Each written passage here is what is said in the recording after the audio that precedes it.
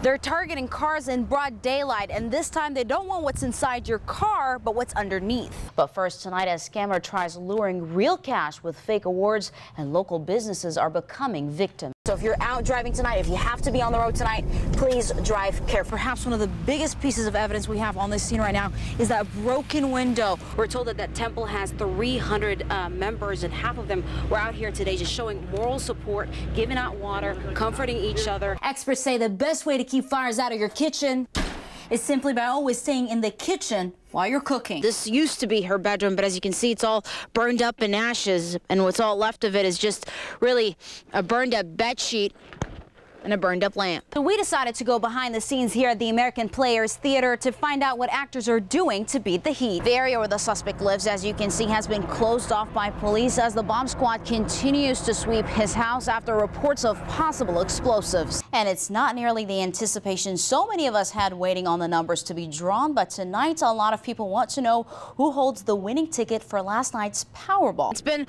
quite the experience. You know, I've never seen snow before in my life, and this is my first blizzard. So it's a little exciting for me, but I never knew that such blizzard with that magnitude can really have a ripple effect on everything. We were told that the budget for these extra cameras, which was approved on Monday, is actually going to double the amount of surveillance cameras in the downtown area. The Portage Fire Department is asking for help after a fire destroyed a business earlier this month. What do you compare it to in life? You've never been through anything like this. Shocked, shaken, and in fear is how many of the Oak Creek Sikh Temple members felt as they anxiously looked across the street, awaiting to find out how many made it out alive after a mass shooting took the lives of 6 Temple members moments before Sunday morning's mass. Doesn't register. Harpreet Singh, who's part of the congregation, is like many others who stood by, comforting members of his temple and wondering why after he learned that 2 priests were among the casualties. They didn't have an ounce of hatred in them, nor do any of the Sikhs here. Singh says out of the 1,000 Sikhs in Milwaukee, 300 of them attend the Oak Creek Temple. Members here tell me the temple has been open for the past 5 years. It was meant to meet the spiritual needs of the relatively small Sikh community in Oak Creek. We are like a big family here. Navreet Rahman, another member of the temple, rushed to the scene after learning of the tragedy. If church is not the safest place to come and worship, where else are you safe? So we have to put metal detectors over there. This young woman is breathing a big sigh of relief after her mom and grandparents came out of the temple unharmed.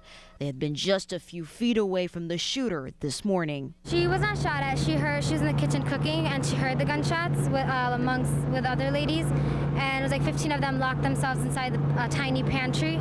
Jaspreet reunited with her family shortly after they got out, an opportunity not everyone was fortunate enough to have. We are feeling very sad. We are very, very stunned. I can't say anything about that. The people were killed. They were our good friends. In Oak Creek, Sally Mamdooh, NBC 15. Обретали свою семью в нашей стране, на нашей родине, в России. On January 1st, Russia shut its doors for good on American adoptions, a decision that rocked both nations who for years worked hand in hand, finding American homes for Russian orphans. But this is the first time I've ever seen a program closed for what appears to be political reasons. Political reasons. Kim Westphal, who's been an international adoption manager with Lutheran Social Services for the past decade, says are now affecting 500 families nationwide, 9 of them in Wisconsin. It was shocking. It was devastating. We didn't really know. It just happened all so fast. The tensions heated up in December when President Obama signed the Magnitsky Act, banning Russian officials involved in violating Sergei Magnitsky's human rights from entering the U.S. Sergei Magnitsky was a Russian auditor who alleged certain Russian officials were obtaining fraudulent tax refunds. The ban on U.S. adoptions of Russian children is seen as payback. That, of course, was great concern to us because we have a number of staff that are in Russia. We have a number of families that are in the adoption process. What did you say please was?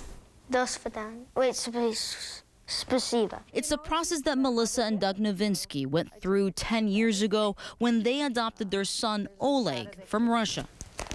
This was our first picture when we met Oleg. And before that, as part of every Russian adoption process, the Novinskys had to wait at least 2 years before they got a referral. That's a lot of paperwork. That's a lot of paperwork. A thick binder documenting their journey that involved 2 trips to Russia before bringing Oleg home. And then this is still all our first trip, just visiting and playing. So people get attached here. This is like when you're bonding. Absolutely. Yeah. But the Novinskys say the attachment comes long before the first meeting. When you see the picture, right away in your heart, you start to accept him as your child. Which is why it's too emotional for them to know that some families are now forced to forget the faces engraved in their hearts. It's heartbreaking. I just feel bad. It's like coming close to losing a child. Russian story tells. And while some families are forced to move on, others are waiting in limbo as the Russian government decides whether to allow those who have gone through the entire process and just need the court's approval to finish their adoptions. And it broke the hearts of our staff that live every day with those families. But it's not just the families and the staff that are suffering the consequences. I believe there's about over 400,000 orphans in Russia, and there are only 18,000 Russian couples who are pursuing the adoption of those children. A huge problem that Westfall says will now turn for the worse, and a sad ending to now empty hearts, hopes, and homes. It's sad for the kids. I mean, they're the ones who need a home, and you're as family, you want your child, but it's hard for them. These are our dressing rooms. For wardrobe supervisor Brittany Kugler, tonight, ice and water are a huge part of the 12th night cast wardrobe. This will go underneath of any garments that an actor is wearing. You Velcro it there, and then here we've got your ice pack, which you just stick into this little pocket. And to make that ice melt slowly, Kugler's even taken out parts of the play's well-known attire. We take away wigs, we take away jackets, doublets. And instead, dressing actors in light cotton attire. It's all in an effort to keep the actors cool since they're wearing heavy costumes during this 100-degree weather. That feels really hot. It is. It's made out of wool. Our costume designers and their assistants make plans for this kind of thing. Master Malvolio! Which is why, rain or extreme shine, here at the American Players Theater, the show must go on. We've designed a show from top to bottom, but at a certain point, for their actors to feel comfortable, we definitely have to make allowances for that.